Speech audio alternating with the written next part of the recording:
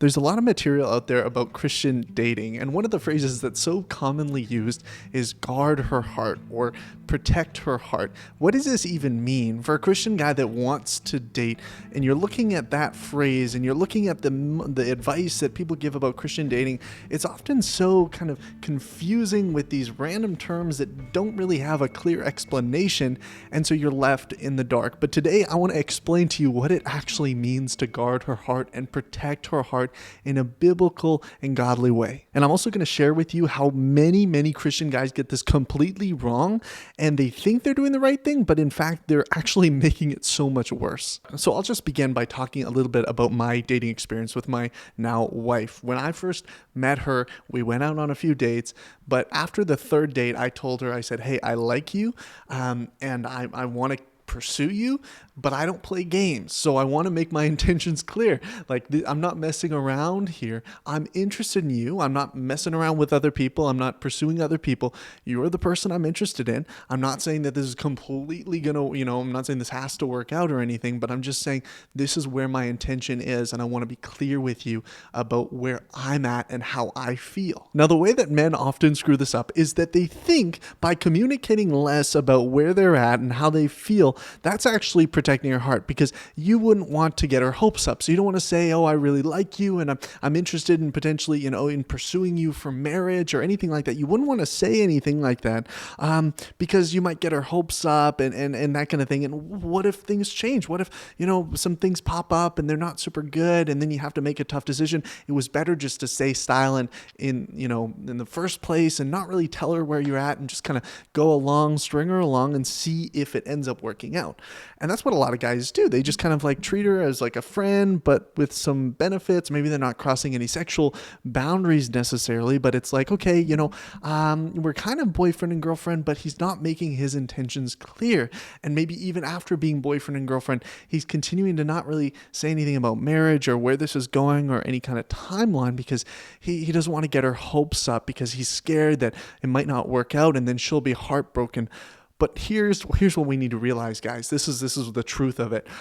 Women would prefer clarity. They would prefer clarity. That's just the truth of it. They don't need you to lie to them. They don't need you to coddle them. You should say how you feel in that moment, what your intentions are. They want clarity. It is okay if your intentions change. If you say, hey, I want to see if this might work out. I want to intentionally pursue you. And then somewhere down the line, something, it just isn't working. And you say, hey, this isn't, working. I don't think we're really aligning on this. I don't see myself having a long-term future with you in marriage. And I just want to let you know that communicating those things, it does hurt. It does. But what hurts a lot more is not communicating any of those things, because you think you'll ease the pain. You'll soften the blow because you're not putting any expectations on the relationship.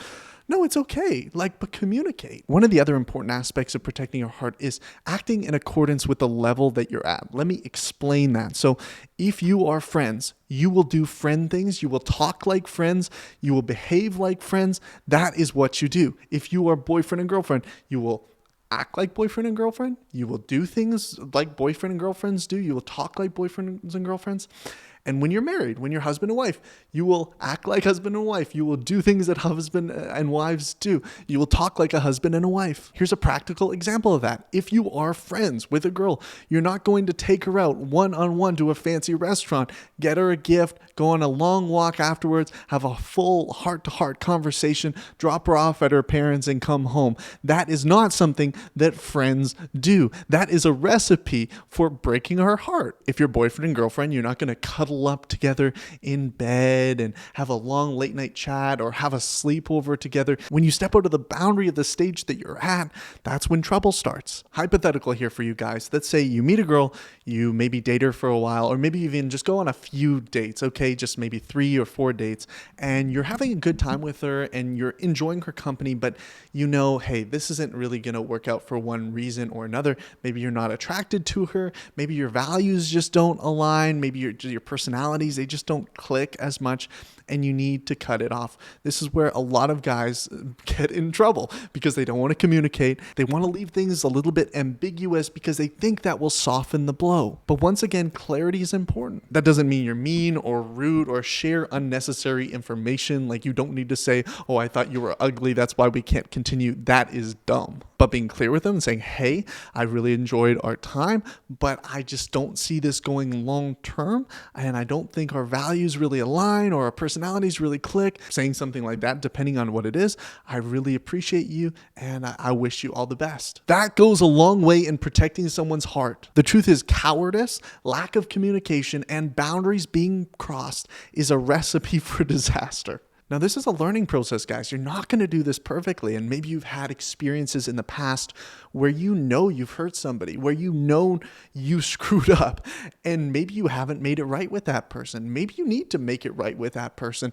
Maybe you need to make it right with God and come to terms with, hey, I actually really screwed up here. And maybe it was out of fear or cowardice or just selfishness or laziness or lust, whatever it was.